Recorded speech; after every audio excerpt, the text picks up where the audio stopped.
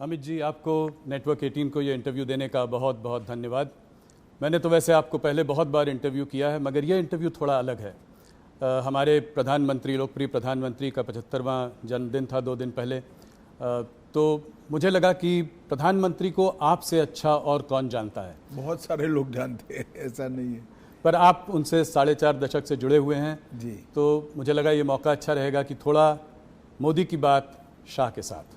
जी, मेरा पहला सवाल स्वाभाविक सा सवाल है, आप सबसे पहले मोदी जी से कब मिले? क्या चीज़ थी वो जिसने आपको उनकी ओर आकर्षित किया?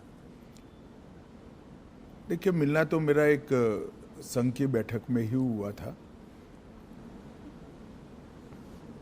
संघ के एक वरिष्ठ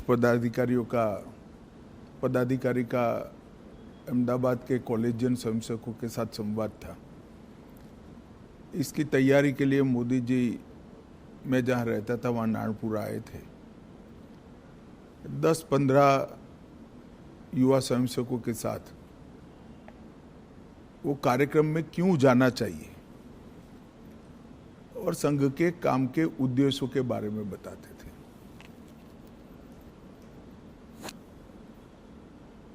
एक बिल्कुल अलग प्रकार से संघ के काम को मैंने उनसे सुना और कार्यक्रम में किस उद्देश्य से जाना चाहिए इसके बारे में भी युवाओं के लिए एक सटीक टिप्स भी थी और एक प्रकार से लंबे समय के लिए मार्गदर्शन भी था। इतने छोटे से एक महानगर के 1200 युवाओं के कार्यक्रम के लिए इतना बारीक प्लानिंग करना, ये बहुत बड़ी बात होती है। मैंने भी नीचे के स्तर पर काफ़ी काम किया है और वो ही बताता था, उस वक्त भी बताता था कि नरेंद्र भाई जो करते हैं वो मन से करते हैं और जो करते हैं वो अल्टीमेट उद्देश्य के साथ जुड़ा हुआ होता है और इसी के कारण बड़े बड़े परिणाम मिलते हैं। कमोबेश मेरे क्षेत्र के ही युवा थे, बहुत सारे युवा प्रभावित भी हुए थे, कार्यक्रम में भी गए थे और उसमें से काफ़ी लोग अलग अलग क्षेत्र में, कोई संघ में ही काम में आगे बढ़ा, कोई विद्यार्थी परिषद में बढ़ा, कुछ लोग भाजपा में बढ़े, अलग अलग काम में काफ़ी आगे भी बढ़े। तो लोक संपर्क और लोक संग्रह, लोगों का संपर्क करना, लोगों को काम के साथ जोड़ना और संपर्क और संग्रह के माध्यम से अल्टीमेट गोल अचीव करना, जो लक्ष्य है उसकी प्राप्ति के लिए रास्ता बनाना, ये उस वक्त हम सब युवाओं के मन पर बहुत गहरी असर छोड़ गया और आगे चलकर इसके कई सारे उदाहरण उनके जीवन से इसी प्रकार के मिलते रहे, जिन्होंने आज दुनिया के सामने जो नरेंद्र मोदी जी है उसको बनाया है। आपने प्लानिंग की बात करी तो 1995 तक भारतीय जनता पार्टी गुजरात में अपनी पूर्ण बहुमत के साथ कभी सरकार नहीं बनाई थी। उसके बाद लगातार आप लोग 7 चुनाव जीतते रहे। इसमें मोदी जी का क्या रोल रहा? इसमें प्लानिंग और उसको आप किस तरीके से देखते? भारतीय जनता पार्टी गुजरात में तीसरे नंबर पर थी। कांग्रेस, संस्था कांग्रेस से बनी जनता पार्टी और फिर भारतीय जनता पार्टी, और तीसरे नंबर पर भी हम 11 एमएलए के साथ थे। तो एक प्रकार से गुजरात में पूर्ण रूप से इतनी मजबूत सरकार बनना और इतने साल तक चलना, ये कल्पना करना भी बड़ा दुष्कर काम था। गुजरात में जब 2-3 साल लगातार अकाल पड़ा, तब पहली बार शहर के छोटे छोटे कार्यकर्ताओं को उन्होंने नेता बनाकर गांवों में न्याय यात्रा लेकर घुमाया। अकाल के लिए जहां राहत काम होते थे, जहां भ्रष्टाचार होता था, कांग्रेस की सरकार थी उस वक्त, उसको उजागर करना, न्याय यात्रा लेकर जाना।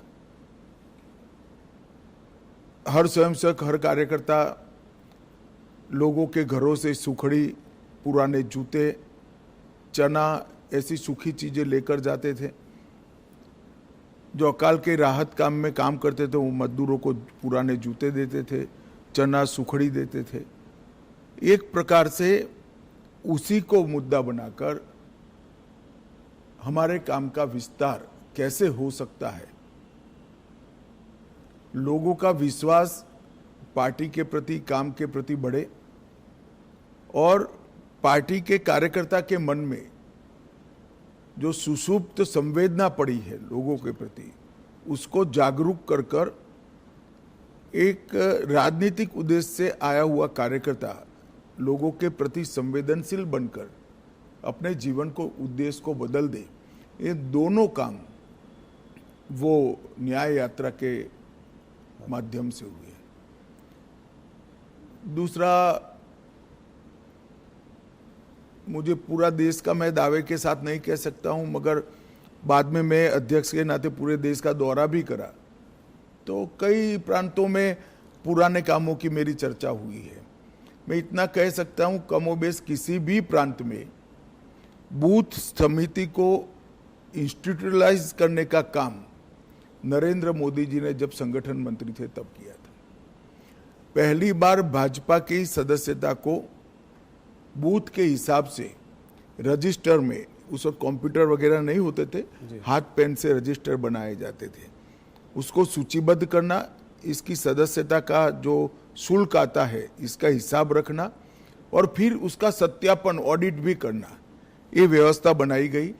और मुझे बरोबर याद है, मैं उस वक्त उनके साथ ही दौरे करता था, मेरा हिसाब किताब का काम था और ऑडिट का काम था। लगभग गुजरात के 80% जिलों में बूथ समितियां, मंडल समितियां, जिला समितियां, इसका रिकॉर्ड बनना शुरू हुआ और वहीं से एक स्ट्रक्चर्ड ऑर्गेनाइजेशन के बेस की शुरुआत हुई। वो रजिस्टर के आधार पर कौन पार्टी छोड़ गया, कौन कितने लंबे समय तक काम किया, छोड़ गया तो क्यों छोड़ गया, ये सारी चीजों की समीक्षा भी होती थी, मीमांसा भी होती थी।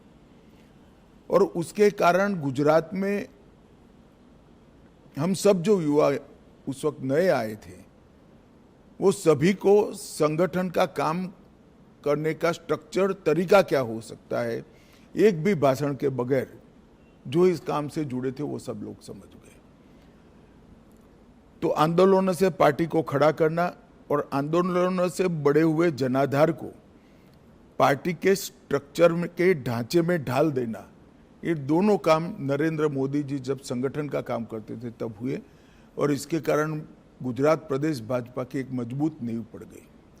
स्वाभाविक सी बात है, जब विजन भी बड़ा है, एग्जीक्यूशन भी इतना बढ़िया है, तो टफ टास्क मास्टर भी रहे होंगे।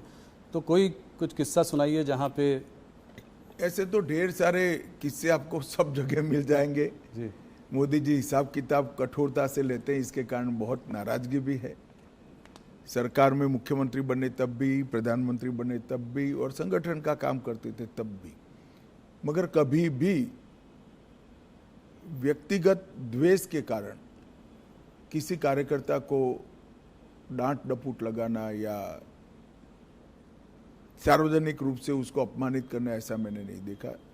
डांटने का या टोकने का जो भी कारण था उसमें सूचिता थी, उसमें शिस्त थी और उसमें सिद्धांत था।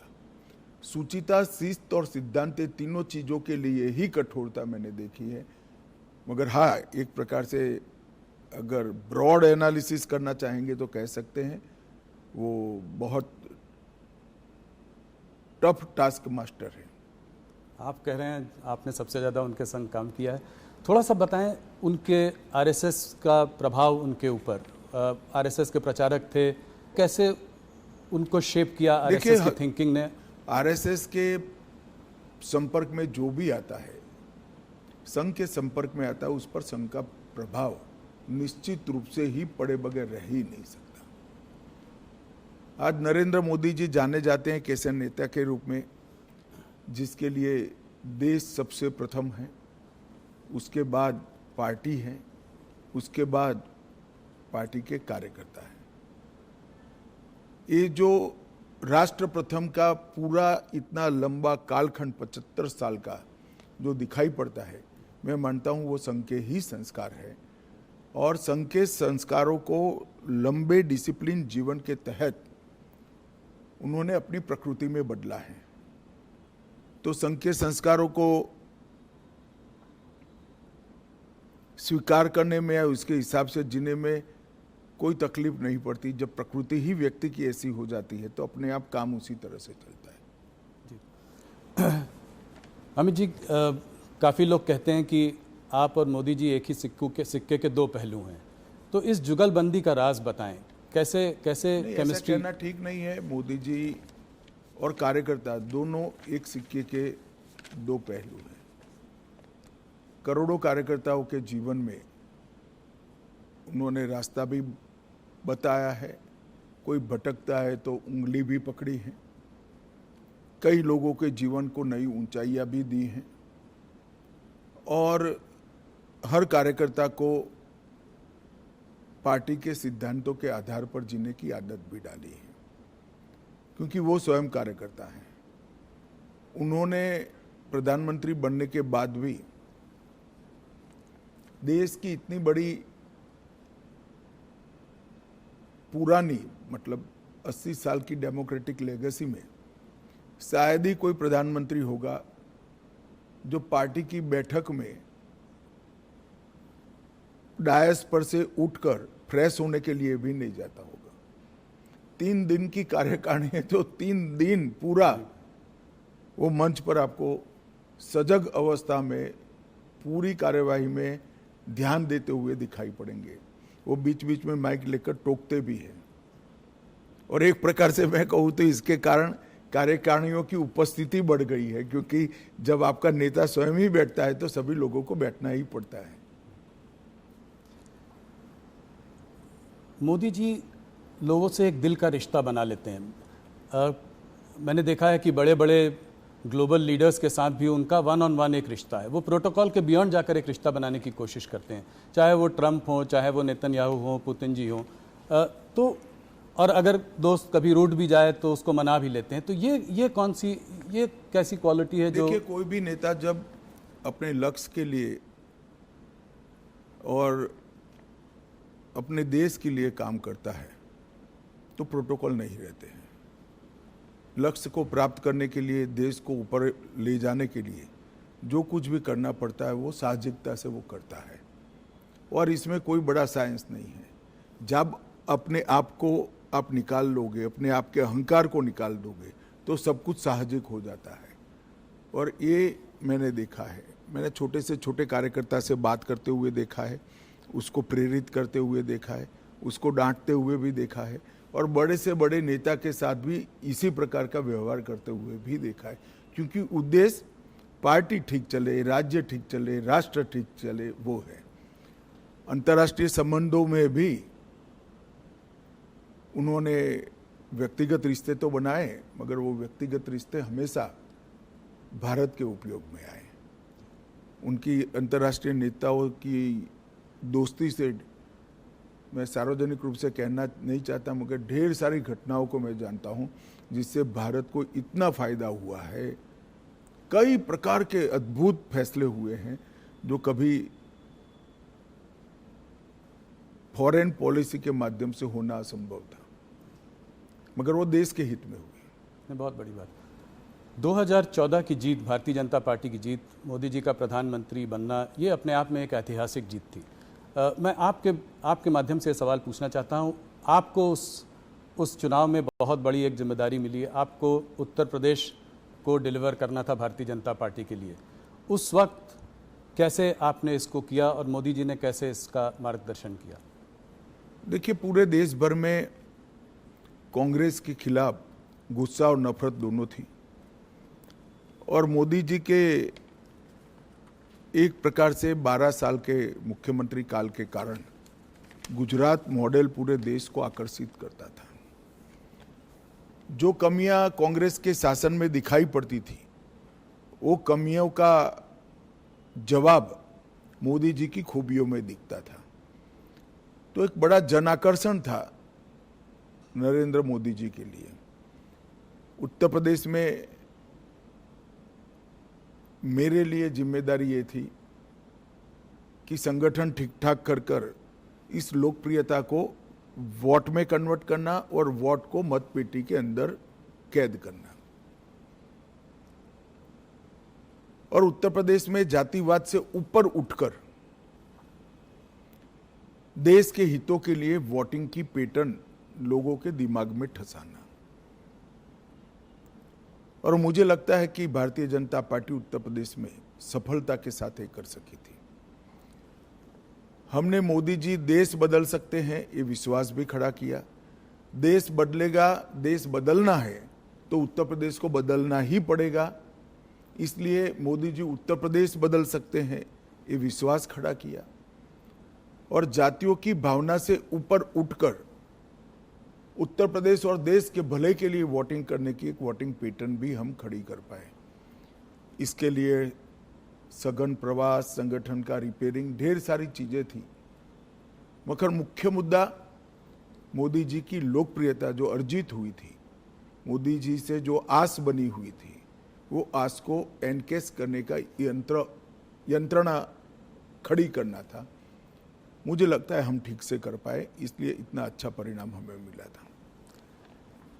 जहां एक तरफ मोदी जी इतने लोकप्रिय नेता हैं, ग्लोबल लीडर्स के संग भी उनका इतना अच्छा तालमेल है, ऑपोजिशन लीडर्स जैसे कि राहुल गांधी, ममता बनर्जी, ये लोग उनको तमाम तरीके से गाली देते रहते हैं, जलील करते रहते हैं, तो इसको आप कैसे देखते हैं? कोई उनको मौत का सौदागर बुलाता है, कोई। देखिए, एक दुर्भाग्यपूर्ण चीज है कि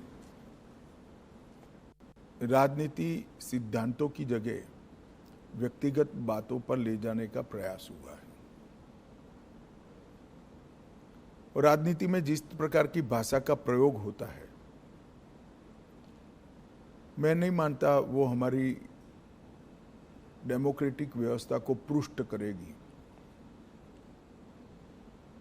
लोकतांत्रिक व्यवस्था में स्तर विहीन राजनीति एक दीमक के समान होती है, जो लोकतांत्रिक व्यवस्था की जड़ों को खा जाती है। और मैं तो आपके कार्यक्रम के माध्यम से देश की जनता को यही अपील करना चाहता हूं कि ऐसी भाषा का जो प्रयोग करते, इस प्रकार की राजनीति को जो बल देते हैं, ऐसे लोगों ने, जनता ने दंड देना चाहिए। किसी भी व्यक्ति का भ्रष्ट आचरण हो तो वो उसकी व्यक्तिगत बात नहीं बनती है, सार्वजनिक होती है। उसके भ्रष्टाचार को उजागर करना वो विपक्ष का जिम्मेदारी भी है, परंतु चूंकि भ्रष्टाचार नहीं मिलता है, इसलिए स्तर बगैर की बातों को करना, गलत शब्द प्रयोग करना, जो भी आप बता रहे थे, और वहां तक कि मोदी जी की स्वर्गीय माता जी के लिए अपशब्द बोल देना, ये हमारी देश की लोकतांत्रिक राजनीति को पुष्ट नहीं करेगा। और मैं देश की जनता को जरूर कहना चाहूंगा कि ऐसे लोगों को दंडित करना चाहिए चुनाव के माध्यम से। पार्लियामेंट देश की सबसे बड़ी पंचायत है,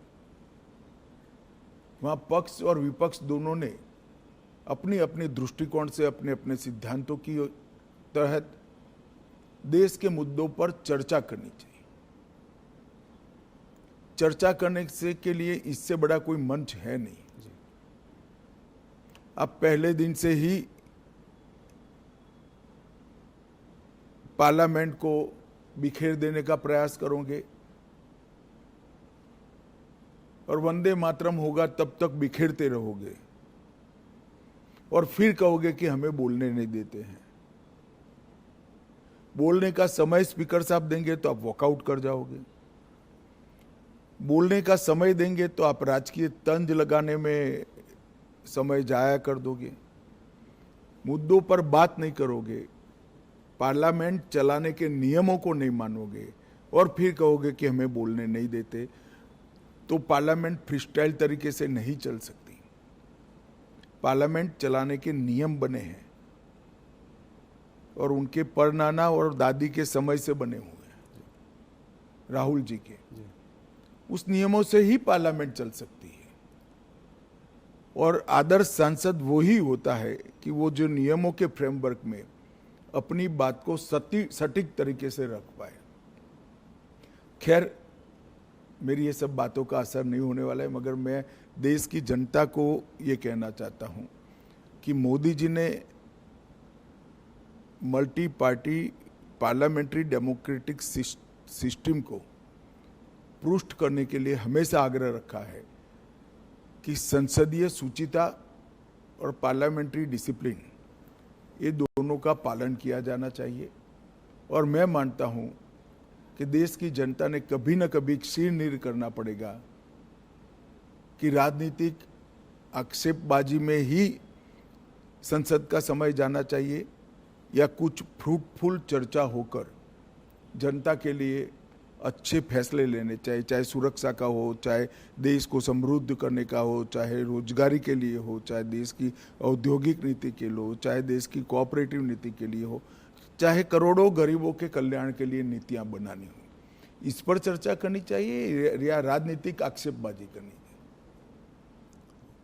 और मुझे तो आश्चर्य हो रहा है, हम भी ऑपोजिशन में से 10 साल थे, पहले 1-2 दिन विरोध करते थे मुद्दों को उजागर करने के लिए, फिर चर्चा करते थे, और अगर फिर भी चर्चा के बाद सरकार नहीं मानती थी तो हम कोर्ट में जाते थे कि भ्रष्टाचार है, इसका जांच किया जाए। और कोर्ट ने कई जगह हमारी मांग पर जांच अपॉइंट की थी, जिसकी हाय तौबा वो आज भी कर रहे हैं, मगर ये कहीं नहीं जाते। कोई कॉन्स्टिट्यूशनल फोरम के अंदर डिबेट करना ही नहीं चाहते, वो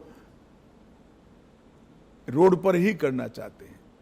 और मुझे लगता है इसीलिए जनता ने शायद उनको रोड पर ही रखा है। अमित जी, वैसे तो आपके 11 साल की सरकार में बहुत अचीवमेंट्स हैं, पर मैं कुछ चीज़ों पे बात करना चाहूँगा। वैसे तो बहुत समय लग जाएगा, सब पे बात करेंगे। धारा 370 को ख़त्म करना, इसके पीछे कुछ बताएं, कैसे ये हुआ, कैसे संभव हुआ, मोदी जी का क्या रोल था? आपकी बहुत अहम भूमिका कैसे हुआ तो पूरी दुनिया जानती है। क्यों किया का जवाब ये है कि हमारी पार्टी तो जब से धारा 370 बनी तब से विरोध कर रहे हैं। जी।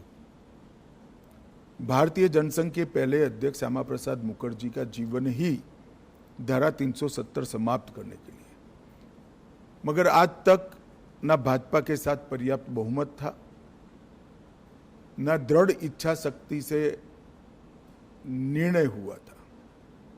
मोदी जी जब दूसरी बार 2/3 बहुमत के साथ प्रधानमंत्री बने, तब पहले ही सत्र में धारा 370 को समाप्त कर दिया। और मैं मानता हूं मोदी सरकार के 11 साल में देश को सुरक्षित करने के लिए, आतंकवाद को कंट्रोल करने के लिए और दुनिया भर में कश्मीर हमारा है ये संदेश भेजने के लिए नरेंद्र मोदी जी का ये कदम बहुत महत्वपूर्ण है।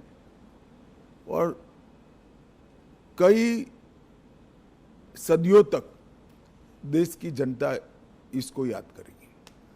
और भी तमाम रिफॉर्म्स हुए हैं, मगर थोड़ा सा मैं बात करना चाह रहा था इकोनॉमिक रिफॉर्म्स जो हुए हैं मोदी जी के अंडर। अभी हाल फिलहाल में जीएसटी का रैशनलाइजेशन हुआ है, बहुत बड़ा रिफॉर्म है। इनकम टैक्स को रेट्स को में कमी आई है, पिछले बजट में बहुत बड़ा रिफॉर्म है। कॉर्पोरेट रेट टैक्स कट किया। तो इन रिफॉर्म्स के पीछे क्या विजन था, क्या थिंकिंग थी मोदी जी की? देखिए, आप जीएसटी के अभी हुए सुधार के बारे में मैं बाद में बात करूंगा। जीएसटी की चर्चा कांग्रेस की सरकार थी तब से होती थी। श्री चिदम्बरम वित्त मंत्री थे तब भी हुई, श्री प्रणब मुखर्जी वित्त मंत्री थे तब भी हुई। कई बार कांग्रेस से गुमराह कर रही है कि ये तो हमारा आइडिया है। ठीक है भाई, आपका आइडिया है तो इंप्लीमेंट क्यों नहीं हुआ? राज्य विरोध करते थे। राज्य विरोध किस चीज का करते थे? राज्य विरोध जिस चीज का करते थे वो चीज देश की जनता को समझनी चाहिए। सभी को मालूम था कि जीएसटी आने से राज्यों के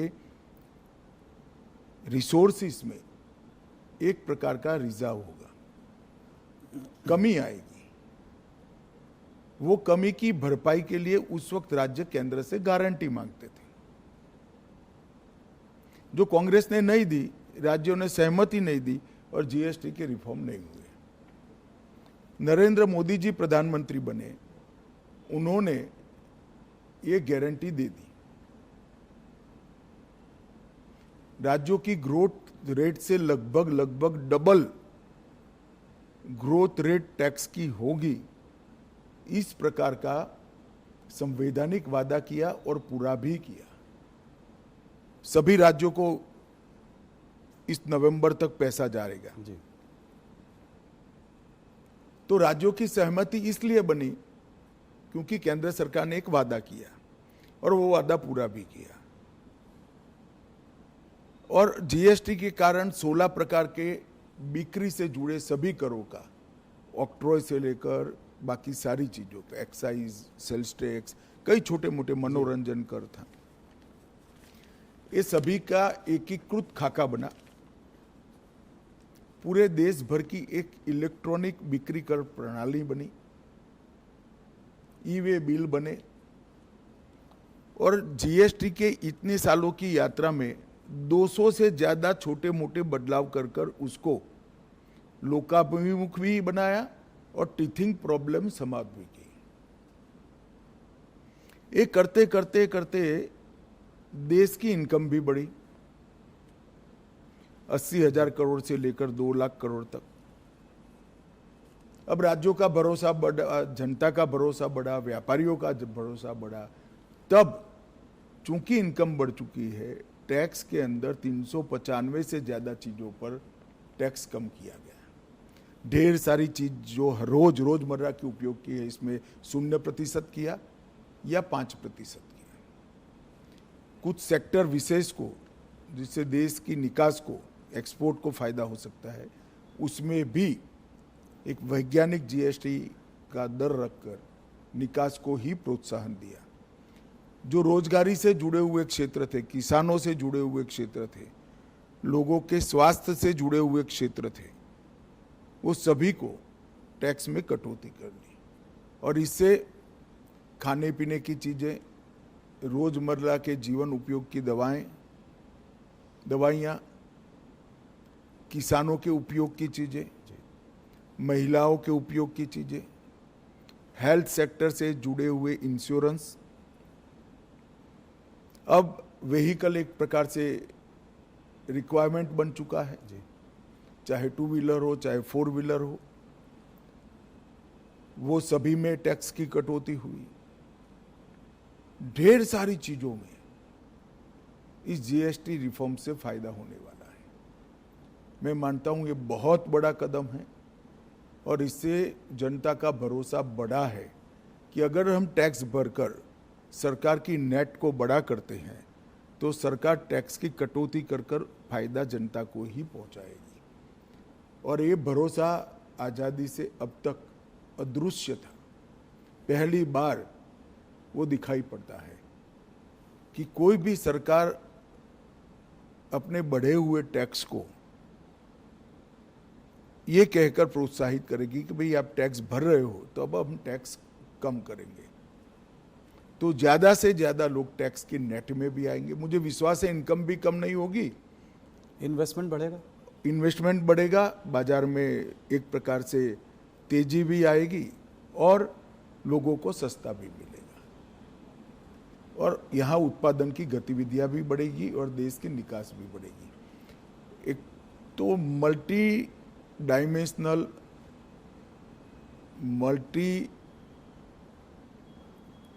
मतलब हर सेक्टर को बेनिफिट देने वाला ये सुधार जो किया है, ये अब तक का बहुत बड़ा सुधार माना जाएगा।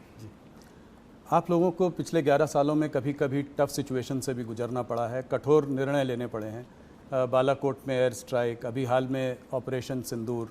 तो क्या मैसेज भेज रहे हैं आप इससे?